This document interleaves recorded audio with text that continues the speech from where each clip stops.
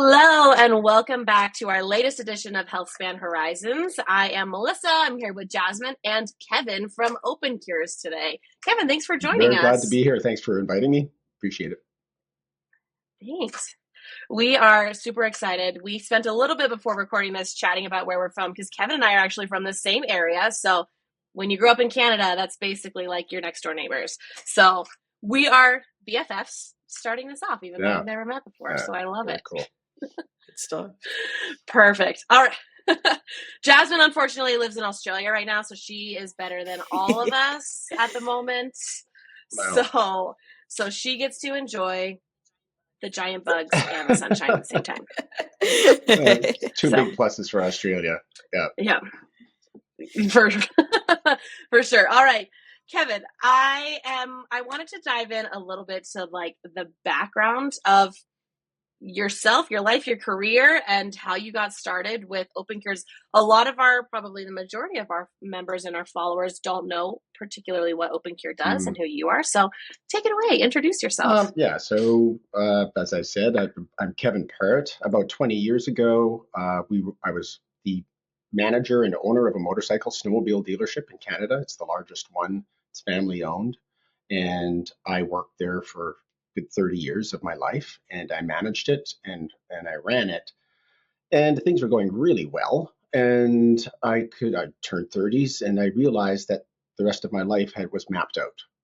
I was going to get old, the little white picket fence, all of this sort of thing. The whole thing was, and I thought, my God, that's a fate worse than death. I'm going to be bored to tears.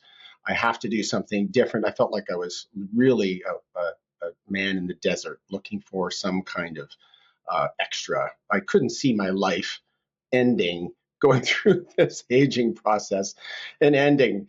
And I thought this was nasty. So what was happening in aging? And I looked online and I found some interesting people talking about indefinite lifespans. Intellectually, of course, there was not a practical discussion. There was no money to be made in longevity at the time. It was just this kind of a bunch of crazy people getting together and finding out, discussing it in the real world. If it could happen, how could it happen? What would be necessary? What would be the practical needs of it? So that was my tribe. We formed something called the Immortality Institute, and that was like in 2001 or two. And a lot of the people that are part of that immortality, or were part of the Immortality Institute in those days, are actually still leaders in the longevity community today. So those are the people you trust, the people who get in before money becomes a serious motivator. But yeah, so that was my basic start, and we sort of have worked together over the years, and we've seen things evolve. And yeah, so one of the major motivating things for me to move from the motorcycle dealership snowmobile dealership into science was I enjoy being a cancer survivor. I've found as I've gotten older that the worst things that have ever happened to me are actually the best things because they change me in ways which I believe are positive if it's how you handle things generally, how people say. So the way I handled my cancer was I was laying in the hospital bed wondering why, with hospitals full of suffering people, so much potential energy. I actually think things in a very thermodynamic way, and that suffering has become to me like a form of energy. And what the whole medical system does is takes that energy and tries to turn it into products and services. It's like a thermostat regulator to try to turn down the suffering. The suffering is high. Can we turn down the suffering? And that's what the whole medical system is supposed to be doing. But what I found as a person who experienced the medical system is there is no regulator on the system. Any amount of suffering is okay.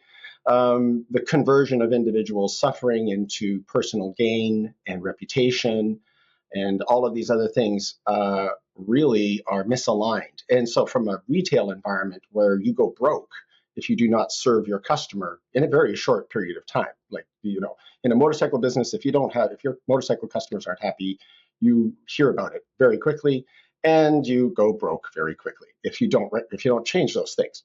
So we've been in business for over 50 years as a family business. over 50, we're still in business. My dad still runs, basically, he still isn't heavily involved, and he's in his 80s. So I come from this kind of like no stopping. It's the same thing with my whole family is a bit weird that way, in that everybody's an overachiever doing stuff, and we've been allowed to. I'm very grateful for the effort that my dad put into making our family financially free, because that sort of freedom has allowed me to be the person I am and given me the freedom to explore things without being a slave to my wallet or to my paycheck, which is unfortunately what a lot of people do. So I'm probably in the 0.00001% of the planet, and I'm happy, which is like even more amazing. So getting cancer and being part of the medical system and realizing just how disconnected I, as a cancer patient slash consumer, I have zero influence on the system. I cannot reward people for good performance. I cannot penalize them for bad performance. I thought, well, this is why science is slow. And that was another reason why I went to go take my PhD, is because I didn't understand how all of this potential energy could not actually be translated into products and services, given the incredible universal need for it. And it just seemed to be a broken economic cycle. And how do you connect the consumer back to the actual creation of their own solutions? And of course, decentralization is a big theme now, and empowering individuals. It wasn't back, when I first started OpenCures, but it always comes down to the middlemen are often extracting value out of the development pipeline. And certainly you need a lot of people to make things work, but there's an awful lot of delays and misaligned incentives, and it's just a bad system. So I thought, how can we change the system on an overall thing? An awful lot of longevity focused companies are interested in single applications. They want a drug, they want a tool, they want a device. They all have a piece of the puzzle, but no one's working on the whole system. How do we stop working on one thing at a time serially and work on things in massive parallel? I've been doing this for 20 years. I've grown old. I am now 60, and we're really not that much closer to getting interventions than we were before money was a big issue in the longevity community. And the reason is because we can't test hypotheses fast enough. We cannot share information appropriately, even if we want to share information. And even if we're allowed to share information, the standards really often don't exist to allow you to share information between willing entities. So every time I looked at how do you connect the consumer back to the development of their own therapies, they have their suffering, they don't have money, or the system would already be responsive to their needs, so because they'd be able to pay for it. But what they do have is their data. So you can give, money is an illusion. The value of money is made up in a person's mind. Cryptocurrency is very clear on that, and people are understanding that fiat currencies are very much like that too. There's really almost no difference. So what is something worth? The data, but data is actually a tangible representation of a three-dimensional real world entity, and an amount and a quantity is a measurement that represents valuable information.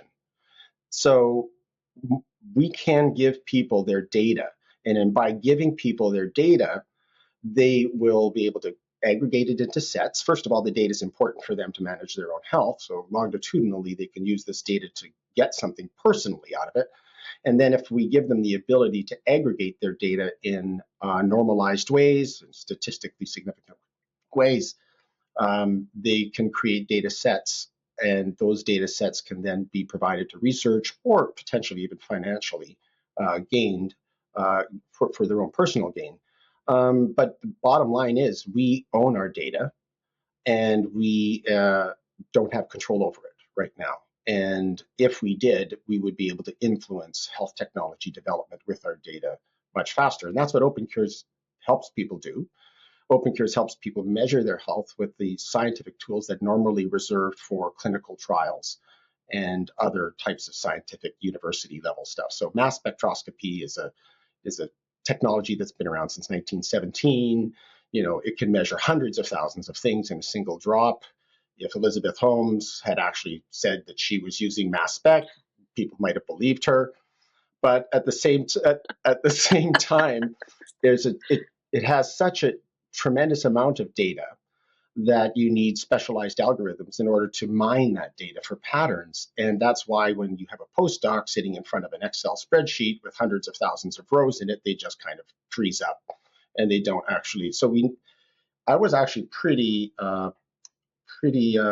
not bullish, but the opposite, pessimistic that we would be able to make any kind of headway given the amount of data that we have and how poor our brains are at actually understanding it. We have principal component analysis and different statistical tools that would be helpful, but we really needed AI. And when I saw ChatGPT sort of announced, and I've been familiar with OpenAI for a while, it blew my mind. It really blew my mind and totally said, okay, the game is changed. You go from what was a diminishing probability of actually developing interventions in my lifetime, relevant to even my parents' potentially lifetime.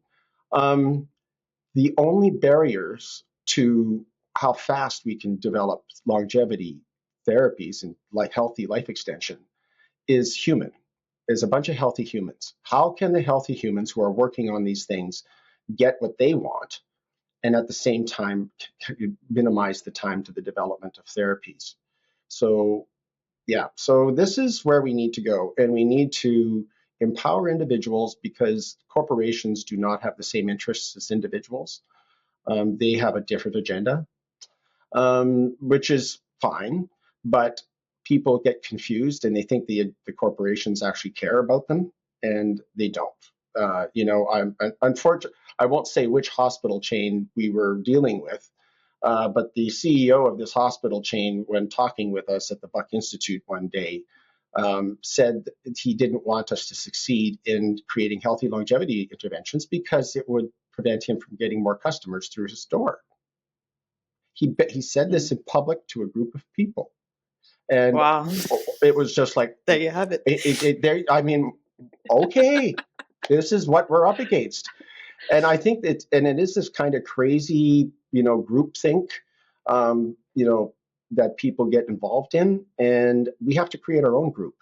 We have to create our own entity, which has different characteristics and different emergent properties of compassion, self-control, various other things. And we can only do that if we come together. And again, the barrier is collaboration and cooperation and the incentives. And my dad has a saying, the man who pays the piper calls the tune.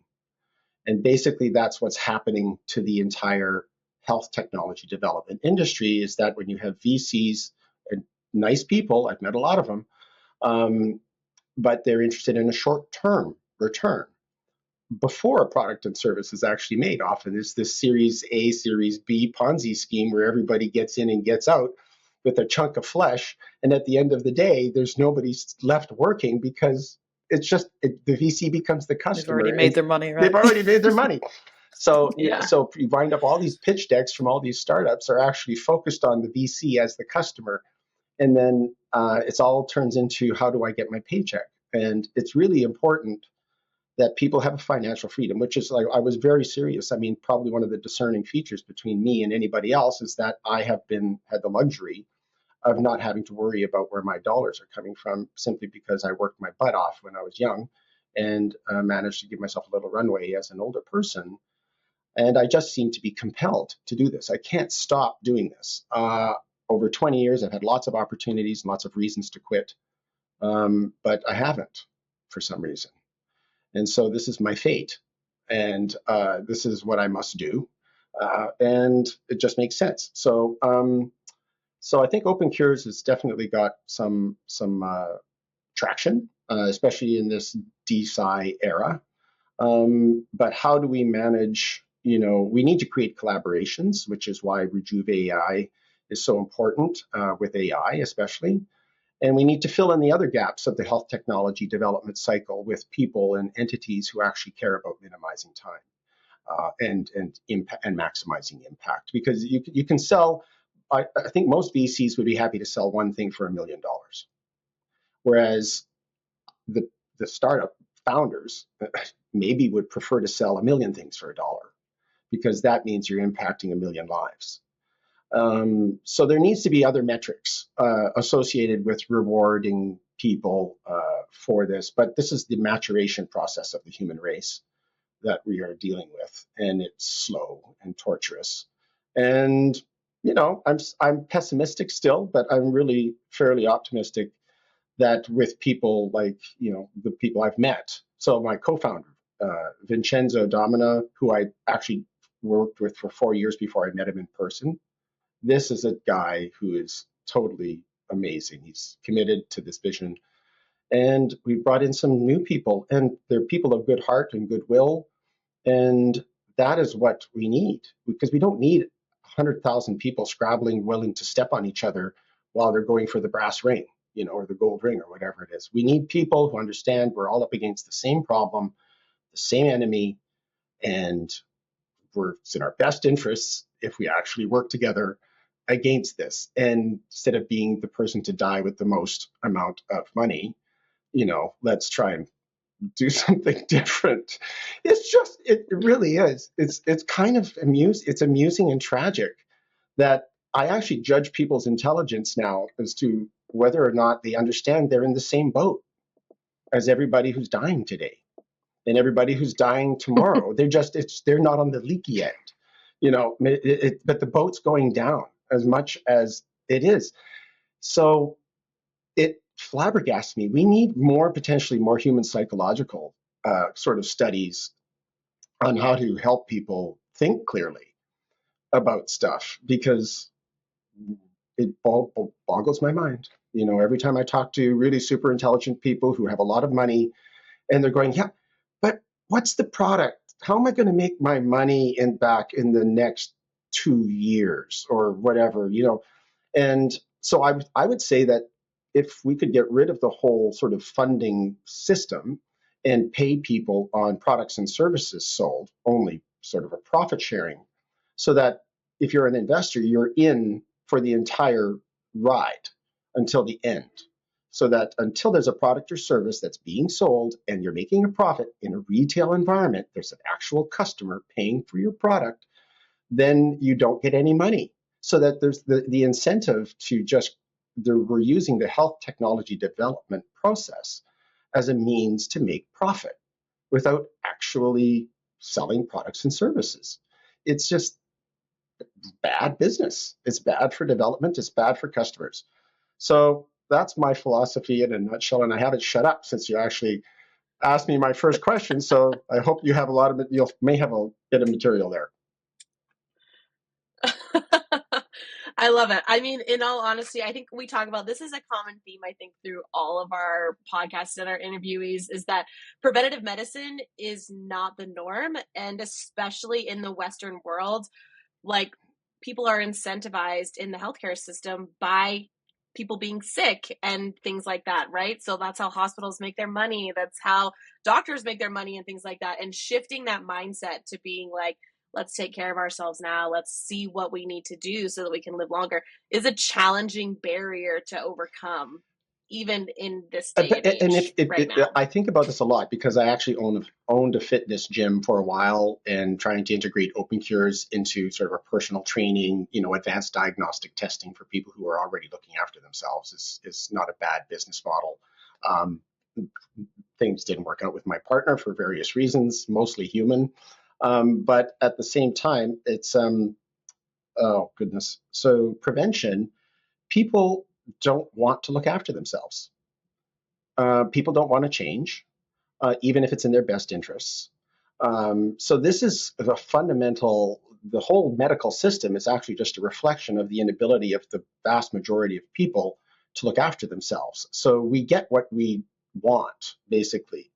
But the slow awareness in people's minds that prevention is an option, and that it's not that hard. We now have devices that can tell us what's happening, in a much higher resolution, in a timely way, and we can take actions that aren't too onerous or too expensive to actually adjust our trajectories.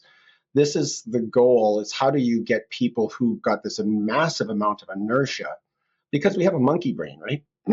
Our monkey brain, excuse me, our monkey brain is actually a blueprint, a neural net that was forged in the jungle and built for an environment of deprivation and short lifespans.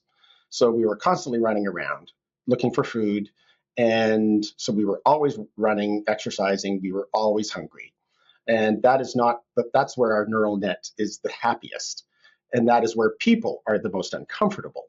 So we have this neural net, everybody's got it. And it's also got these ancestral sort of ancient behaviors about what's mine, where we don't understand, we don't have, most people are not very reflective, and they don't use their minds to be self-aware enough to worry about how we're being manipulated by the external environment either. So a lot of the problems with the medical system are well founded on human nature, unfortunately, or I should say monkey nature. I actually look at human nature as being the thing that wants to propel us forward into the future with a little bit of self-awareness. But the monkey part is pulling us back and holding us back. And so when people want to scale, when they talk about scaling, they have to scale down to the monkey brain. Whereas if we want to accomplish something that's really targeted and important and complex, you have to you have work. to stimulate those natural sort of Well, you have to, and you instincts, I have to guess. work with people who have like version 2.0 monkey brain, who have a bit larger prefrontal cortex. Seriously, they have a prefrontal cortex that's actually maybe a little larger, that maybe they're a little more intelligent. Not mother nature, but evolution has provided a spectrum of intelligences in a population. And, if it was evolutionarily good for a population to have a whole bunch of geniuses, everybody would be a genius. But I'm not a genius by any stretch. But at the same time, we need a distribution of intelligence and a distribution of behaviors and a different distribution of aptitudes for the type of society that we have. And people with their minds now, the human mind is nothing but a good prediction engine. So we take data from the past in order to predict the future so that we can feel confident that we're not going to, be in a bad situation in the future. So we want to always be able to predict the future. Some people have the horsepower under their hood to be able to handle a large amount of historical data and predict the future from it.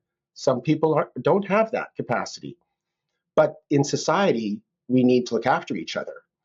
So it's incumbent upon those people who are always driving the leading edge of discovery and moving forward, and the more sort of not intelligent people, but the people who are more forefront and developing the policies and procedures and all of these things that govern cultures and societies. We have to remember that we're part of a population and that we have the support of a large number of people who are relying on us to communicate to them what we see. We can be the scouts of a culture. We sort of look at the future and we say, we kind of understand where things are going. We're going to take all of the tax dollars and we're going to do all of this stuff and we're going to work on your behalf and try to make society and culture better. And it's not what happens generally. You always wind up with corruption. You wind up with a small elite controlling the system for itself. And this is the maturity of the monkey brain at its worst. So we are slaves to these ancient impulses. And once you realize that this is what the real game is, you can sort of divest yourself of the idea of scale and trying to, because if we want to do something important and big, we're going to have to focus with people that already are on board with what it is that we want to do. Trying to convince people that living longer and healthier is a good idea, my God, come on. Do we really have to do that? But this is the psychology that we're dealing with. I mean, that was a big theme that stood out even from when you were first describing about the psychological aspect and how that really just plays a role in longevity, because first you have to have sort of that consciousness and elevation to really be able to focus and pay attention, that kind of thing, and also to think about higher order kind of common good thing, and putting that first, above just getting money, or how I feel today, like the mentality of, oh well, I don't care if I die from eating all this food or smoking all these cigarettes or Yeah, whatever, as long as I feel good right now. It's short like term. it is kind of a cultural elevation of consciousness, I think, is needed in order to truly propel us fully into the future. And I think it's we're at a time period now where it is possible, because there's enough people seeding these ideas out here. There's we have the technology now, we have the AI, and if we put the right things into the AI, I think we can accelerate that process a lot more, and kind of guide the evolution a little bit faster than previously, perhaps. Totally.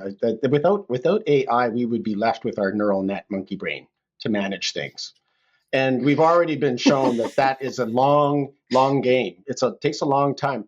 Um, I don't know. So for me, I mean, I keep dwelling. My mind always dwells on emergent phenomenon from complex systems, and we are basically emergent from society, and we're like cells in a body.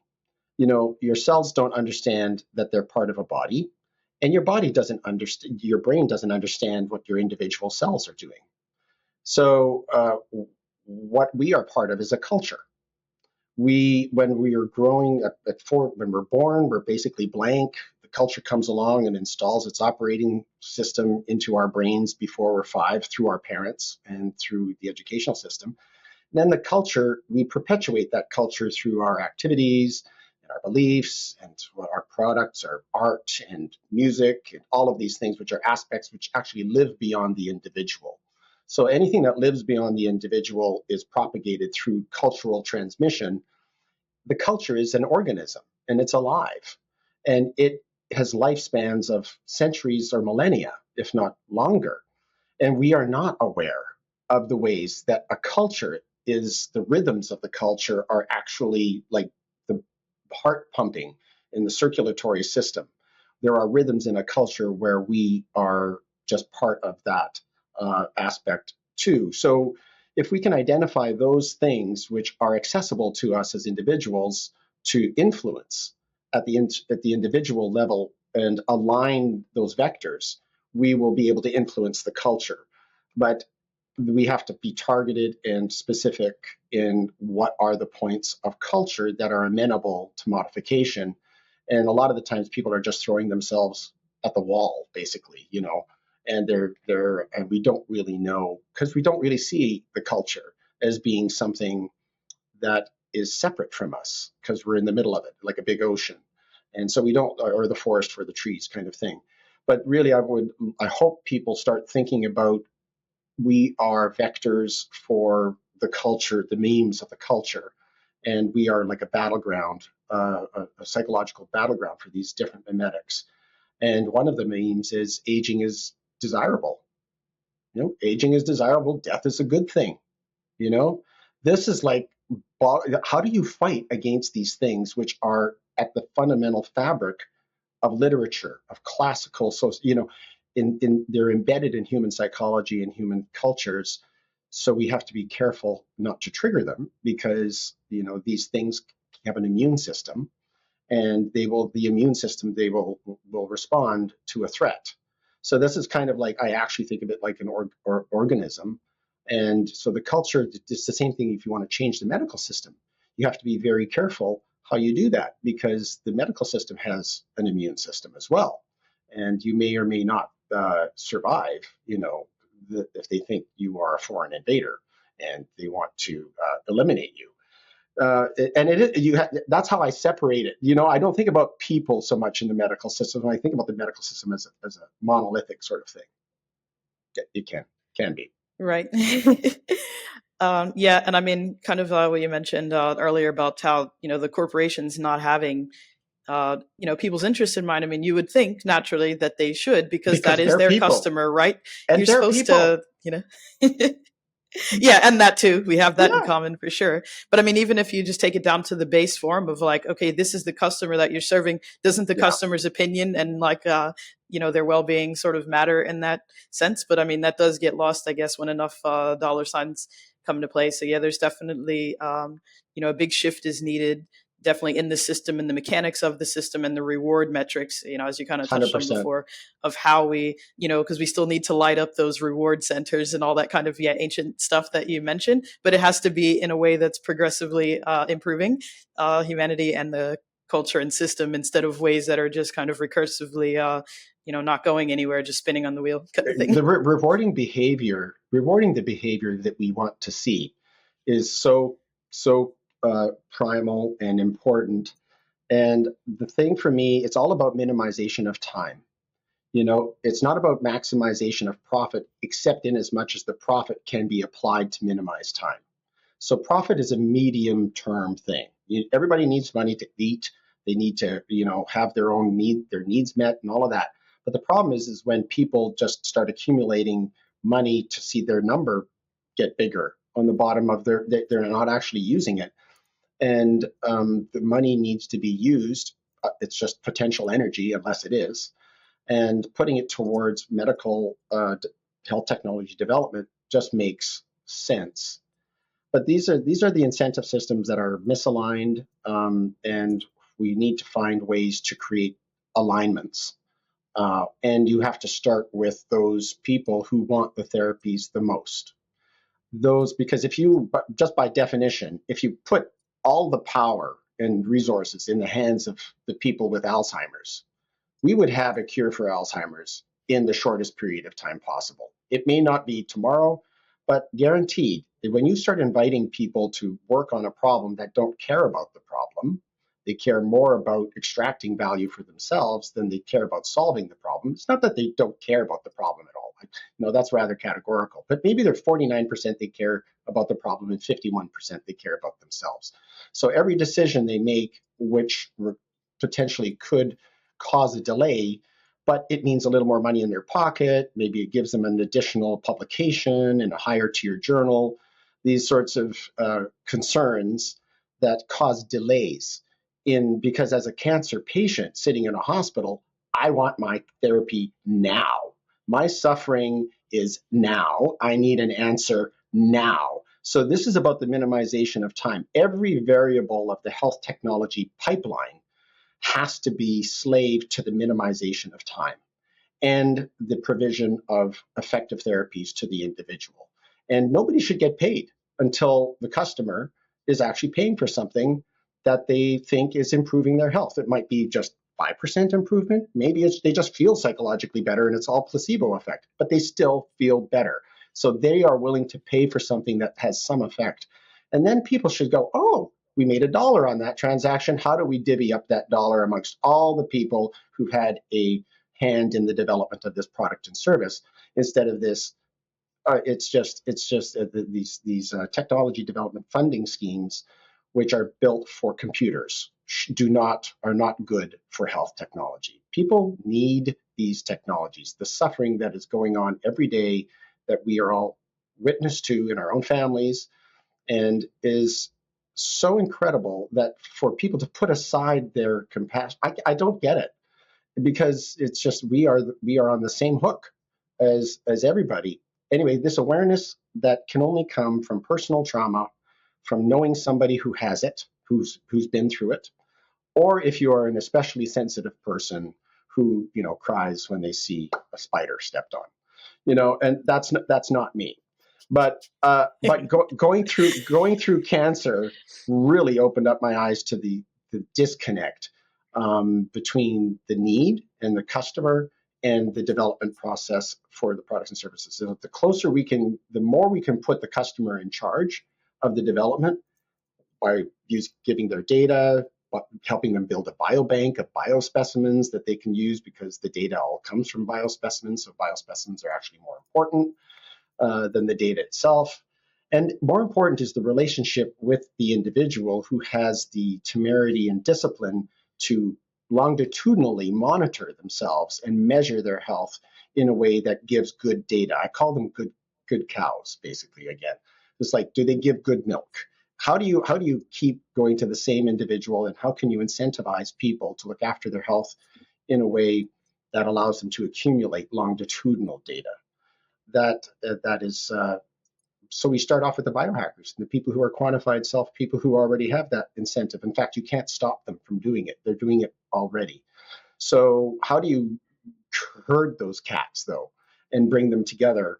And because quantified self has been around for quite a while, and they are individuals who are a little obsessed with a particular aspect of measuring their own health. And it could be, sleep, whatever it is, some question and they really are compelled to measure it in this way, but they don't seem to be able to come together as a group because they're all highly individualistic, and each thing that they're measuring often is not compatible with the other. They're not measuring the same things in the same ways. So this is the problem that OpenCures tries to solve, is we want to give everybody a common language, a common methodology, which is science-based and evidence-based, so that we can give them a place to store their data with the same units, so and measure their health in the same way using the same assays, so that at the end of the day, when they get their results back, they're comparable. And you can put them in the same. You could actually, the data's not garbage. Yeah. So, and then imagine if you had like 100 Parkinson's patients all monitoring their sleep with a Whoop after they eat dinner or whatever of a particular type. And they gather this information together, and then it turns out that beetroot turnips, help people with increased dopamine production, and they don't have the same kind of tremors, when they wake up after a particular dietary thing. That would be something that would potentially come out of a data set of people measuring themselves. And then they can share that information with each other without actually having to ask permission from, a clinical trial manager. There is so much low-hanging fruit in, modifying lifestyle. I mean, that's another problem with the neural net of the monkey brain. Exercise, if it was a pill, would be $1 trillion drug. Why is it not the most overprescribed pill? But no, Viagra seems to be the thing. Exercise should be number one, and people should be rewarded for exercising. What is the matter with just because it's supposedly easy and free to do and you can't put it in a longevity clinic for like $100,000 price tag? You can go out and do push-ups on the sidewalk. There's a huge disconnect between what is happening and what should be happening, and I think people we have to grow up we have to grow up, and we have to look at ourselves and say we're not doing the things which are in our own best interests. So exercise is super important. Eating, nutrition, supplements. One of the questions that I think you wanted to ask was like, what has OpenCures done? Is there a success story that we could focus on that OpenCures has had? And everybody who's actually come through is a success story. It depends on what your metrics are, but they've all gained good information from the measurement of their health that has allowed them to tweak it and make lifestyle changes. Probably a good example would be the vegetarians that have come in to OpenCures. And often vegetarians are low in choline, which is incredibly important metabolic, intermediate.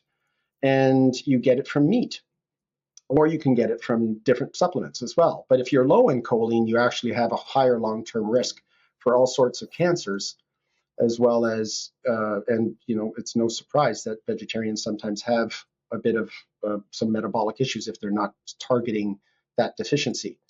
So we've had some very good success stories with vegetarians turning their metabolic profile around by just doing this. I have to say, at 60 years old, I feel like I'm in my 30s. But this is not how I felt 10 years ago or even 5 years ago, before I started measuring my own health and drinking my own Kool-Aid and saying, okay, so I'm deficient in omega-3, I'm deficient in iron, I've got my plasmalogens are too low. It was just a litany, frankly. I had measured my own blood about 6 times with this assay. And the guy who, just to verify that the assay was legit and that the data could be relied upon and was reproducible. And he goes, you don't have, you should be, you should be looking at your blood levels on these things.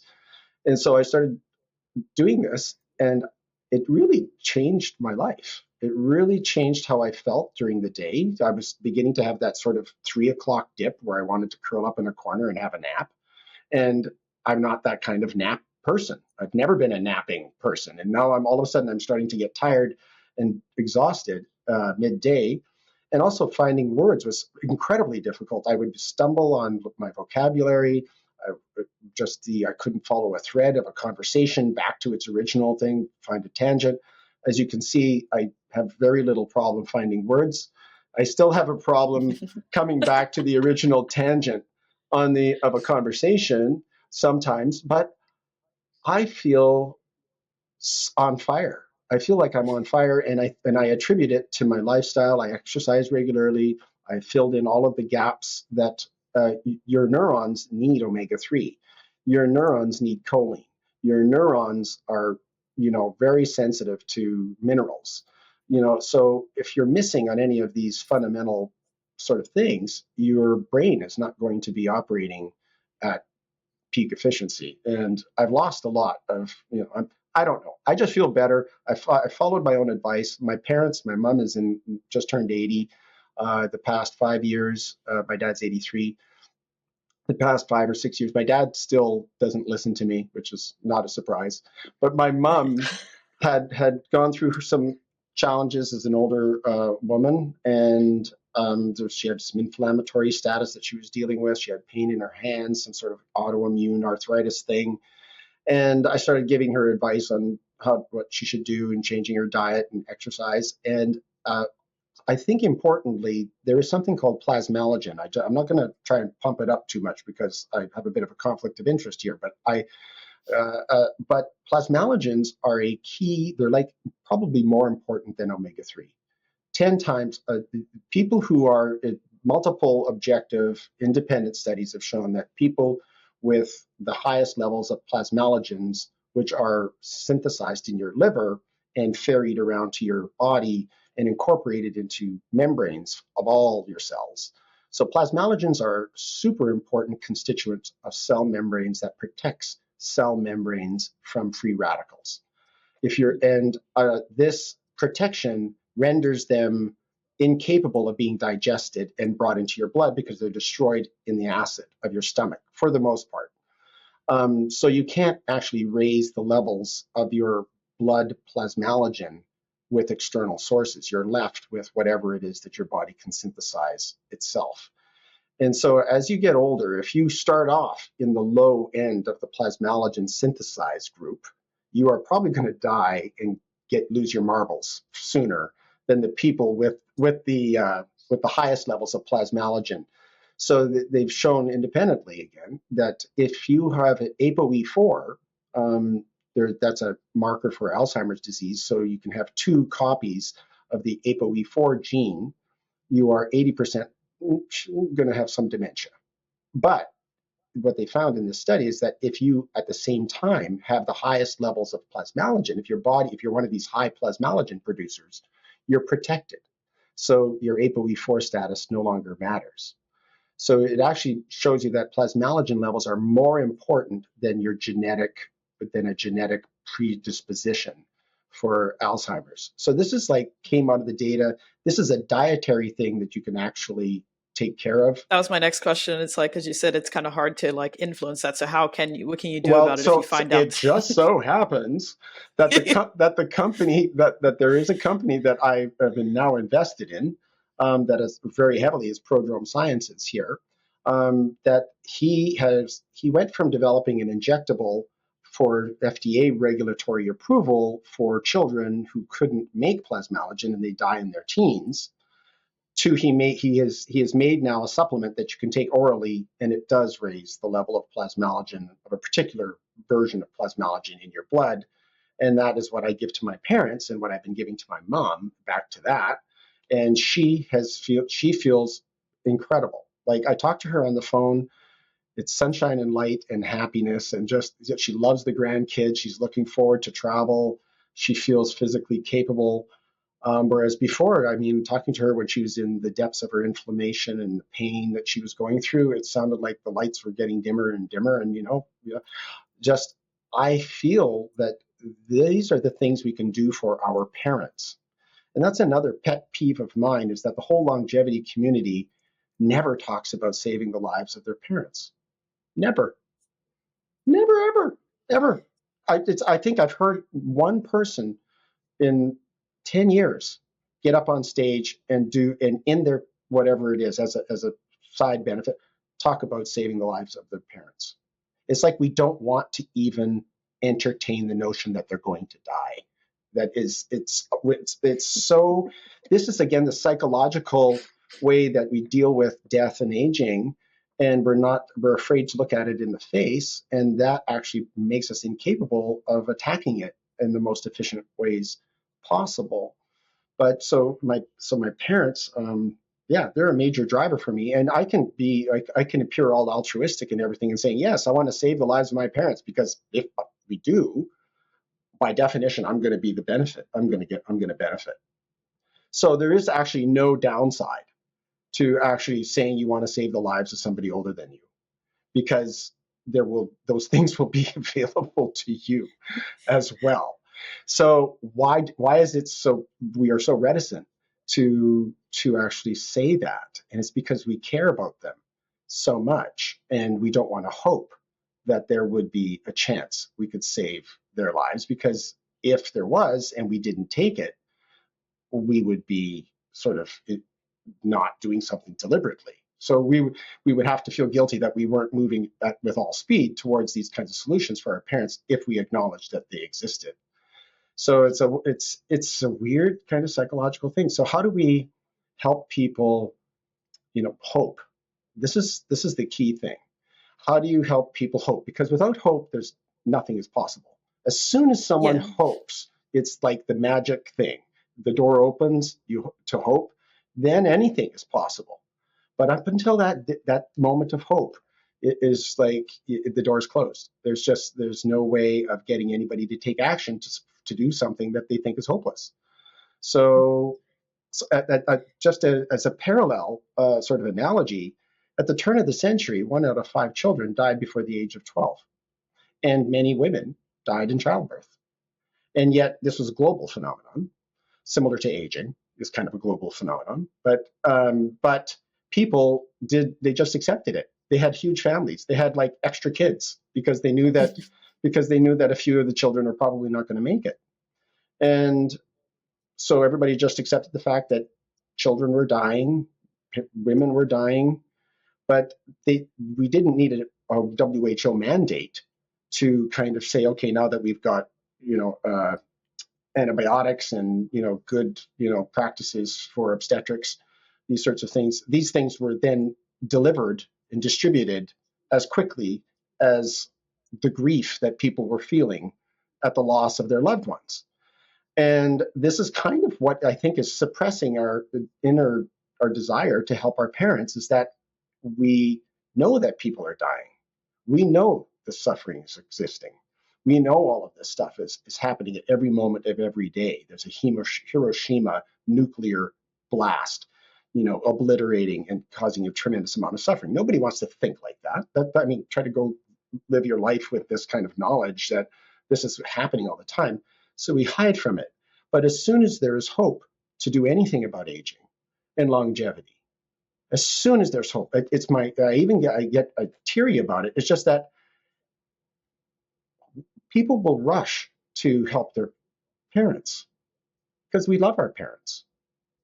Yeah, and I think that's actually drives up like people, for instance, to maybe not want to think about living forever because they don't want to think about not living with the people that they love because they know that they would That's a probably won't brilliant, make it. yeah, yeah. I myself can make new friends, but but I understand the desire for things to stay the same and to be with your parents and be with your loved ones.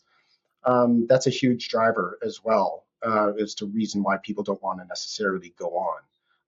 without that connection, because they are so important to us.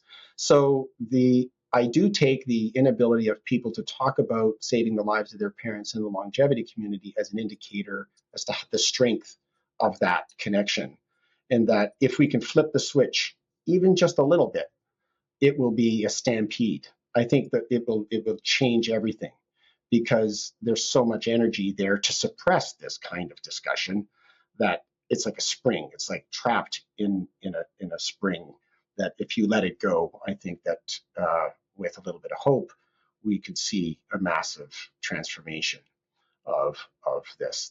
There should be a war against aging for our parents. And this is what we are part of, is this sort of awakening, I think. And I can be frustrated, and things are never moving fast enough and all of that. But at the same time, things take time.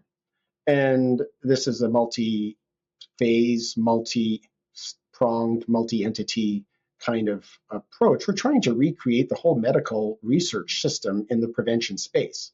Is basically, we want to stop people from getting sick and need to walk through the doors of the hospitals. And that requires a whole new paradigm and it starts with empowerment of consumers in the kinds of products and services that they pay for, and using the profit from those products and services to come up with the next generation, the next better products and services. And to generate the data from trying those products and services, and then they can use that data to get to the next level. Yeah, that's about my entire spiel.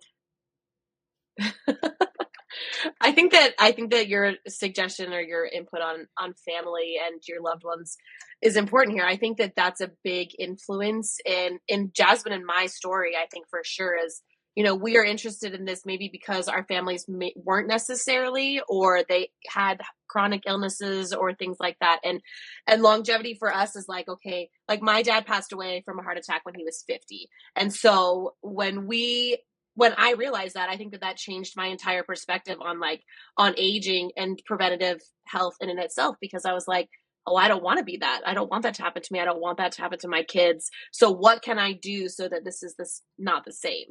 And so I think that that's such an important aspect of our longevity movement, like going forward, is like, we either look at our parents and we go, oh yeah, I want them to live forever because I want them to be the epitome of health. Or we're like, shit, my parents didn't, and I don't want that to happen to me. So now what can I do to have that as a motivator as well? Like, I saw a ripple effect from, when my dad passed away, he had siblings that lost 100 pounds after that. It was like an eye opener for them. And they were like, oh my gosh, like, I don't want that to be me. I need to fix this, and things like that. So having those relationships that are so important to you really can impact your own personal choices.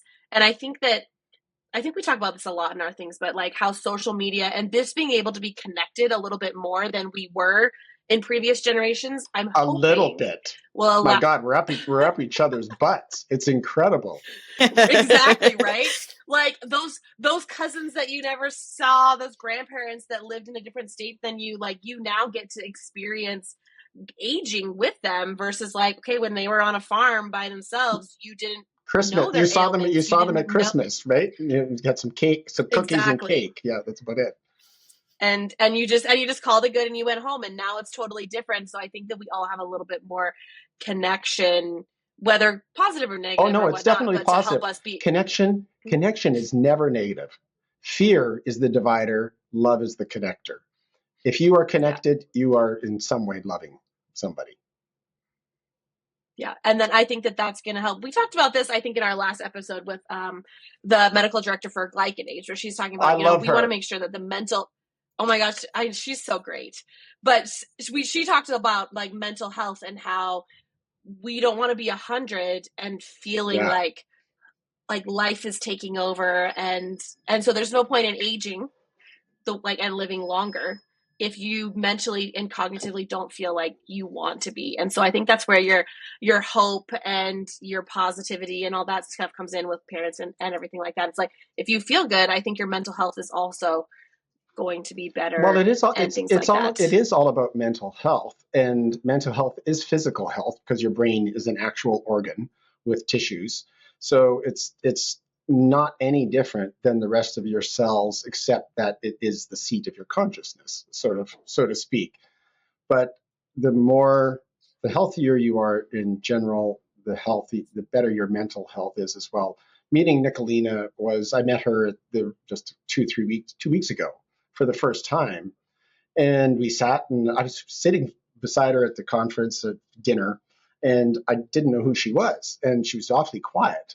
And then I was just talking a little bit, and she goes, I really like your biobanking idea. And I was wondering, who is this person that's talking to me? And then I realized who she was, and that it was just like, and then she told me her background and her story. And I thought, this is a person that I could really get to know better, and we could potentially have some synergies. So I'm actually meeting with her on Friday, and we're going to be taught. Yeah, yeah, because her and her father like kind of worked on glycanage together and like It was a created family it. business. Yeah. She picked up she has this legacy from her family, and she's brilliant. I mean, she's like incandescently smart. And it's like she did the pitch deck for glycanage. I really think that I love the science there. I think it's a huge deal. I think it has some potential because it fits in after where it fits in terms of the biology. Has a much more hands-on transient effect. These glucose molecules, this glycation of proteins seems to be a major signaling apparatus for the day-to-day sort of metabolic health. So it's not DNA, which is the blueprint. Like you don't actually go and say, how's my car running today, and go look at its blueprint. You might look at, so I tell people you take a car to the smog check, which is sort of like the metabolic kind of analysis we do. But what glycanage does is they do just pre-metabolic testing. And I think that that's a very powerful way for finding out what it is that you're doing in your life that needs some tweaking. So I'm looking forward to talking to her. Also, we want to set up a biobank, a global citizens biobank. We started at this event here, and we got, so pre-COVID, just before COVID, I went to an event here in San Francisco, and I did blood draws, and we were selling this metabolic assay. And at the same time we were doing drawing blood for the assay, we would draw extra blood, and we create a personal biobank for people so that you put a little of yourself on ice, so that you have some who you are today to compare yourself to tomorrow, basically, so that you've got a backup. And it's like an insurance plan, so that if something happens to you in the future, you want to know, where was I? Did that situation exist, or how could we have maybe figured it out? Or so having a personal biobank is super important, but it takes time. It's just like data. It's like one row at a time. And so we need to start slow, but we need to start with willing partners. And so Glycanage and Nicolina, she's in Europe. She's definitely likes this biobank idea. So I'm hoping to discuss that with her and other partners, because the biobank of specimens from willing people is the ground truth of all the data that we could potentially gather from them. And new technologies are going to be able to analyze the same biospecimens in the future and produce terabytes of information, as opposed to what were one biomarker. Like they draw 10 mils of blood out of your thing, and they send it off for iron analysis. What's your iron? Whereas every drop of a biospecimen is actually like a high fidelity digital recording of everything that's happening in your body at this moment. And if you can actually find the right player to put this blood into, so that it can read all the information in the drop of blood, then you wind up with a really comprehensive picture of your state of health. So this is the overarching goal of OpenCures, is to generate enough data to create a in silico computer model of human health that we can use to test millions of hypotheses on in parallel, so that we're not left with this single, trying one single idea and testing it in living wet humans, who are very difficult and very expensive to work with, for sure. So you're saying I just need to come to San Francisco for you to draw my blood and get all the insights in there.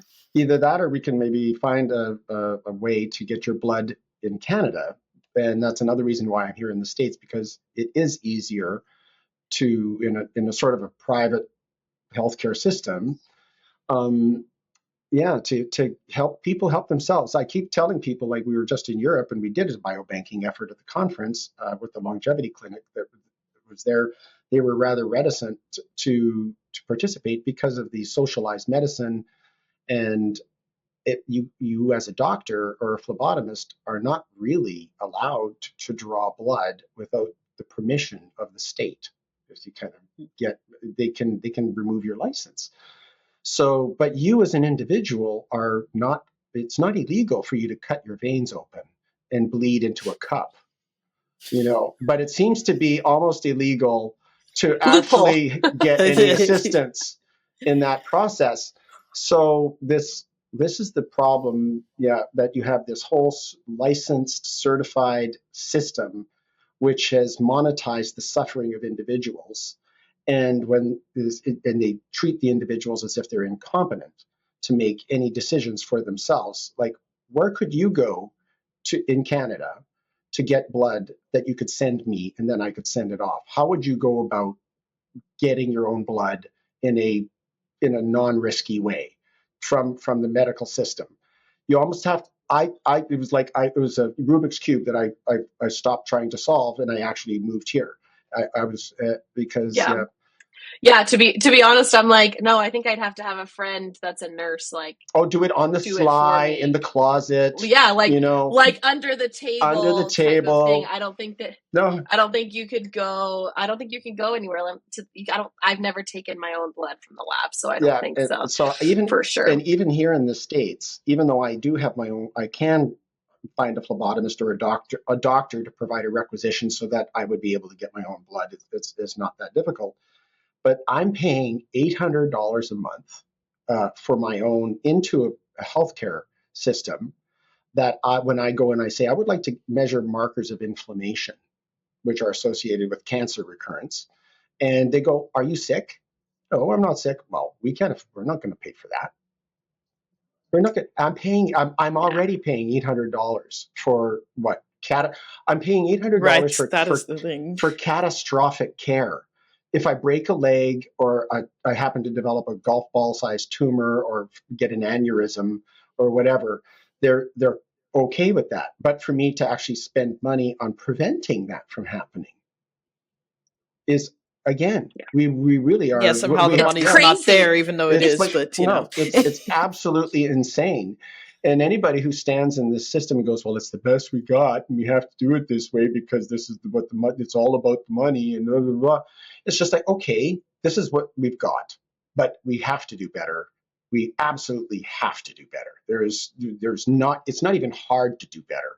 You just have to be willing and committed to do better, and be willing to take the time and effort.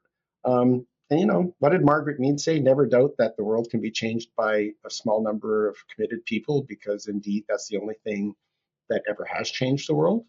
You know, Yeah, and I mean, like back to that whole idea of having that hope and seeing it. I mean, I still think this is an amazing time to be alive, where we actually have all of these scientists and doctors and leaders, and I mean, like we're able to put all of this together, and it's not just some raving conspiracy lunacy anymore about saying that the system's broken and that it is about money. It's like people are now. it's It's broken. okay to say it now. Like it's not a it's not that taboo anymore, and and we're actually working on the solutions. Like you Jasmine, got that's into a bit brilliant. like It's brilliant. That is like an observation that has escaped me. Is that it's happened. It's already happened.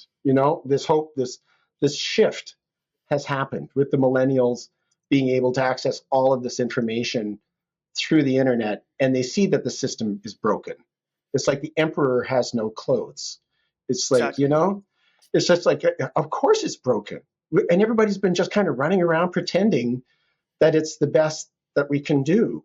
And my sister, when I first started studying longevity, she goes, they're already doing, why do you feel like you need to get involved with this stuff? She goes, they've got, the scientists are, doing this as fast as they can, or like, it's just like, I don't think so, is what I thought. And at the time, and that's when I went back to university to try to figure out why science was slow. And I figured out why it was slow, because the people doing the research are not actually the people who need the therapies they're doing the research on. So anyhow, I don't I want to. mean, I don't want to belabor the too much. I'm like, we could dive deep into conspiracy theories on here because I think we we all got some. I think the older that you get, the more that you realize like I don't think it's this a. I don't think it's a government, conspiracy. healthcare, I don't think it's so much a conspiracy. It's the incentives are wrong, and I think yeah, the exactly. The for sure. motivations. and there are corrupt people at the top who everybody just kind of arranges the system when they have the authority to make the policies and the procedures and the rules. When you are able to write the rules, you're going to write the rules in a way that benefits you.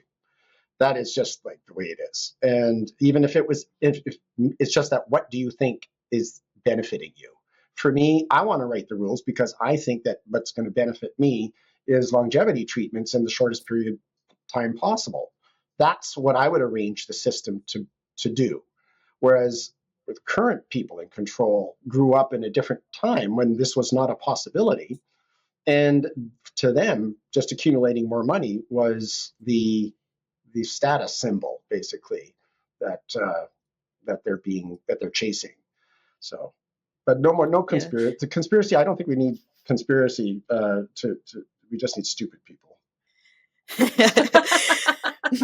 But yeah, just wanted to quickly mention, I mean, just, beyond just, so we've kind of achieved that first milestone of admitting that there is a problem. And then now, it's beginning to work on the solutions. And I mean, decentralized clinical trials, utilizing that quantified self model to actually generate the data using AI and blockchain technologies, like you were talking about. Why is there not prescriptions for wellness protocols and lifestyle and exercise instead of just popping a pill and forgetting about it, right? So being able to get to that point where that actually does start to happen, where that does become a new normal. And being able to incentivize those behaviors. Like there's already move to earn apps that we're kind of Yeah, affiliated with a bit cool. too as well, like where you do get rewarded for healthy behaviors and walking and exercising, and so we're getting there slowly but surely. And I think that it'll quickly shift from slowly to faster and faster as this kind of awakening and revelation continues to unfold. I want to see. I want an LLM. Yeah. So I think that when I want an LLM that represents me and is me and has my back and that isn't controlled by a third party. I want because I think that well, from a digital identity perspective, we have been rewriting ourselves into the internet, into the digital space, who we are, all of our transactions. We've been slowly transferring our identities into the digital realm from the physical world. And we need a digital identity of which our health data is a part, it is a dimension. But at what's really at root and at stake is we need an identity that has the same rights and privileges as our physical corporeal identity. We need that identity to exist and have those rights in the digital real world. And that our health, the representation of health that we build into this digital identity is going to be reflective of our physical identity, sort of almost like a mirror image. And we really need to bring that digital identity under some sort of control or coherence if we want to be able to have that digital identity have any influence. So we're actually, it's like the coming together or the coalescing of our digital identities using health data that is going to be the most important at the end of the day, and that we have the rights to our data, and we can use our data to focus its value on the things that our digital identity wants to happen, which we want our digital identity wants our digital data to be used to produce the products and services that we want. And right now, our digital identity is like dismembered and completely off in the far corners of Facebook and our financial institutions, and Amazon knows our purchases and all of these different dimensions of our data that our identity. But if we could actually bring it together under one coherent profile that we control, we would be able to reward research, we would be able to reward corporations, we would be able to actually start using our digital data and our digital life, for our own purposes instead of being preyed upon by everyone else. Agreed. We can only hope for such things as we transgress in the future. All right, we got to wrap this up. So I have my one question. When you took your test, did you test your biological age? Has it changed since you've been adjusting your Yeah, own personal yeah. things, or So what are your thoughts? What are your thoughts on biological versus chronological age, et cetera, et I cetera? think I think you can any attribute that changes with age, you can create a standard curve, and then you can say where are you on that curve, and are you doing anything to make it younger or older. The question is that marker an actual measure of biological age?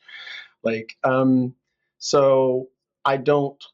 I'm going on how I feel and how I function, and because I know that the methylation epigenetics sort of clocks that have been come up with, they are segmented and they measure the health of different aspects of your biology and the age of different aspects of your biology. So they're not really a total thing.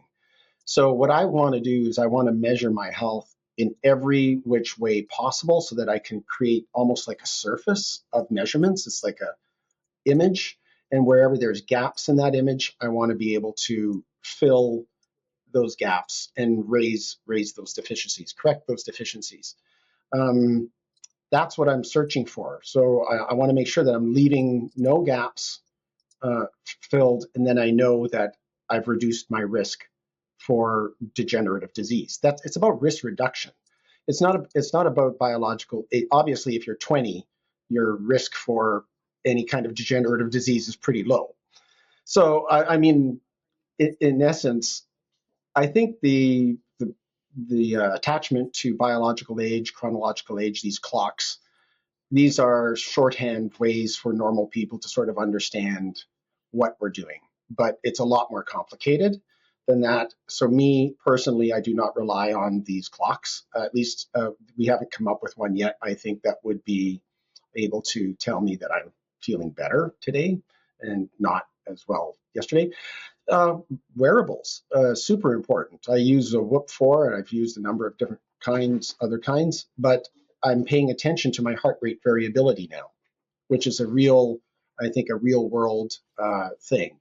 That when it's high, I feel great. When it's low, I don't. So that is what I'm actually interested in, is finding out what are those behaviors that can keep my heart rate variability high, because that is going to see me in the long run. That's going to be the best measure of how long I'm going to be able to live. Yeah, no, but I do follow my advice and my own advice. I do take a fistful of supplements every day for my mitochondrial health. They're all pretty basic stuff that a lot of people are already taking. N-acetylcysteine glycine is a blend. It's something that I take in the morning religiously. Well, not religiously, just very frequently, and Regularly. very regularly. Um, Also, the plasmalogen. I was down in the 16th percentile, so my body was very bad at making plasmalogen. So I actually supplement with that, and I believe that that's had a big change in how I feel cognitively as well as mentally. So basically, you need to measure your health in as many different dimensions as possible, fix those things that you can, and look and be aware of weak points so that when solutions do show up on the horizon with new technology, you will be ready to take advantage of them. Sticking your head in the sand and saying, oh, I don't want to know because I can't do anything about it anyway, or whatever, is not a good strategy for longevity. Knowledge Right. knowledge is a good strategy. Even if you can't do something about something, it's good to know that you have that kind of weakness. People don't want to know where they're weak, unfortunately. But it's you're forewarned is forearmed, is what I tell people. I agree. The heart rate variability, we actually, we're partners with BioStrap, and their technology tracks a lot of the HRV. And I also have an Aura Ring. And so their HRV tracking in the app, I look at it on the regular. And I will say for myself, since like January till now, and January is like, your resilience is terrible. Okay. You really need to work on this. And I was like, Oh, okay. And I've been shocked with how directly related like stress and Mm. external factors in my life are related to HRV, because in the last 5 months, I've seen it move so much more positively after getting rid of some like external stressor factors in my life, that I'm like, oh Who my was that? gosh, look it. Teasing you. Yeah. It's just I mean, I wish I could say it's my children, but No. no, it's not. But like other things, like, okay, we had a business that we no longer, I was like, this, I don't need this in my life anymore. So we've gotten rid, and I was like, it's amazing how, even though I knew that I felt Mm. better, I was like, oh, I feel so much brighter. And then to see it actually In a in data, number. Yeah. being like, oh, yeah, in a number where your body's like, yes, I Yes. am feeling better without this, is so interesting. And I've been really interested in like tracking it consistently to see, okay, this is a really crazy couple of weeks. This, oh, it's gone down. I need to figure out a better way to meditate and I bring just want to some be in the green. I holistic, just want to be in the green. I right? went for decades pushing myself, not having enough sleep, staying up till midnight, 1 o'clock in the morning, just because I hated sleeping. I felt like I was being robbed, you know, when I know that's, this. yeah. It was so, and it's just like I'd push myself and I'd stay up, and of course I'd be able to function the next day, but I'd be tired, and that was just this constant state that I was actually living in. It was an accepted thing, and everybody in the startup world, especially in their 20s, everybody thinks they have to beat themselves up with reeds in the steam shower or something like that before it's a rite of passage that they actually have to destroy their health on the way to being successful. But now I want to be in the green because I'm taking it as a challenge. This is a behavior modification that is longevity oriented. And if I've been doing all of this stuff for 20 years and I'm not actually going to pay attention to the things that are telling me that are going to put me at risk, I'm not I cannot be believed by other people, frankly, when I say things, Yep. because that means you have to live by what it is that you believe in, I think. And when you're yeah, I don't like being told what to do like anybody else. And I don't like Mother Nature telling me what to do, especially this aging part. This every day I look in the mirror now and I see different changes or different, like I'm getting joint issues and things are just deteriorating no matter how hard I try to hold back the tide. It's actually still coming for me. And my time is less and less every day. So I think our target audience as a community should be the people over 50 who are now, or over 40, but the youngsters who seem to be the darlings of the VC world all the time, and not necessarily everybody, but still, there's an awful lot of energy and desire and discipline available in older people, but they're much more skeptical. So, Yep. I think that my goal for 2024 was to like eliminate the hustle culture that I think millennials and everyone have become so accustomed to, of like, we have to juggle it all. We have to do it all. Taking a break is, for weak people. You can't. And this year I've been like consciously being like, I don't have to be busy all the time. I don't have to be making myself miserable or running to 100%. all of these places, doing all these things. And I can say without a doubt that it has dramatically impacted how my body feels, not being as run Cortisol and down. adrenaline all the Like, time, and the yeah, stress, and we don't know what it's doing to us. But I tell people it's like the ice is getting thinner and thinner and thinner. You don't know where, like you don't know what that your ice is an inch thick. You only know when it breaks that it's too thin. Like we can exactly. start off with like in Canada, we can start off with like lakes which are 6 feet thick of ice. You can drive a Zamboni out on top of Oh, it, yeah. but Yeah, you put your ice hut on there and you're going to be good for months. months. Yeah, But it's important. But at the same time, we have to realize that every wrinkle on our face, these are wrinkles that are occurring to every single organ inside of our bodies.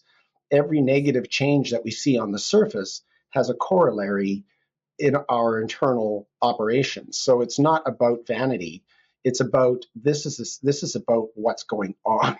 This is about reality. And we all know, my dad has another wonderful saying, and I love to say it, is we all know where the dump truck is going. We don't have to follow it all the way to the garbage dump. to know where a garbage truck is going. This is it, this is where this thing is going, and I'm becoming much more motivated to skip over an awful lot of the hustle stuff. We need to find real people who understand real priorities and are rational about this, and because this is a rational thing. Rational being the key word, because there are Yes. some extremists Well, yeah. in all categories, True, right? true. But I think that there are more people who would admit I mean, even though they're the immortalists and the transhumanists, and I actually count myself as an immortalist, but in the more philosophical sense, because I know that it's infinity is by definition unreachable, immortality is by definition unreachable. But as a indefinite lifespan, I say I want to live as long as I want to live. And the day Yeah. that I stop wanting to live, I would like the choice to actually not live anymore. But I can't really envision a time where I would It's too find, unimaginably far away. It's like, yeah. yeah. And what I'll always enjoy another day, another morning, another breakfast, another opportunity to talk to people, to solve problems, to learn, to grow. People who don't want, who see their lives, or people who see their lives as ending at some predetermined length, I think have a really bad imagination about what it is that they could be actually doing. But again, it's people automatically assume that extended longevity means extended decrepitude, but they take shelter in that because they want to, again, to avoid hope.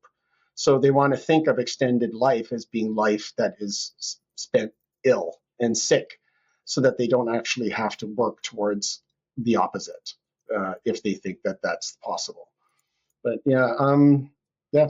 So I think on that happy note, but I think we really do have an opportunity here to bring together collaboration to create, uh, between Rejuve AI and potential other AI entities, as well as many doctors organizations who have doctors like Ageless RX who are focused on longevity drugs and providing those to people. So there are enough people within the longevity community working on different aspects of the pipeline, so to speak, research to delivery. And we need to find those willing entities who are willing to discount their time and make the effort to coordinate and project manage, so that we're passing a baton from one entity to the other, so that we can complete the health technology development cycle and come up with products and services a lot faster than the current paradigm would like.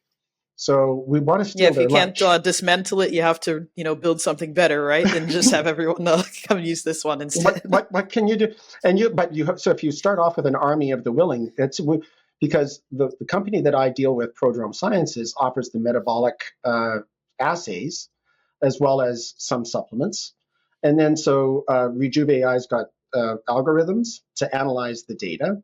OpenCures can provide the data sort of management platform with some of the infrastructure, so that if people do put data in, they can actually share it meaningfully with other people. So there's different aspects to health technology development. It's a cycle, and we're filling in those gaps with willing partners. And what that looks like at the end of the day is going to be up to all of the players. It's not going to be up to OpenCures. All I can say is, hey, I've got a table. We're going to start dinner. You bring over your potluck. You bring the meatloaf. I'll bring the Caesar salad, whatever. But we need to work together, and so we're going to find a way to do this, aren't we, Jasmine? Yes, indeed. Awesome. Saved my life. I love it. I'm looking forward to it. All right, Kevin, it has been a pleasure. Thank you so much for joining us today. I would say whenever you're back in Canada, come hang out. And if But you're ever coming down to the Bay Area, I have a vampire who's more than willing to suck your blood. Well, would not a vampire, phlebotomist. sound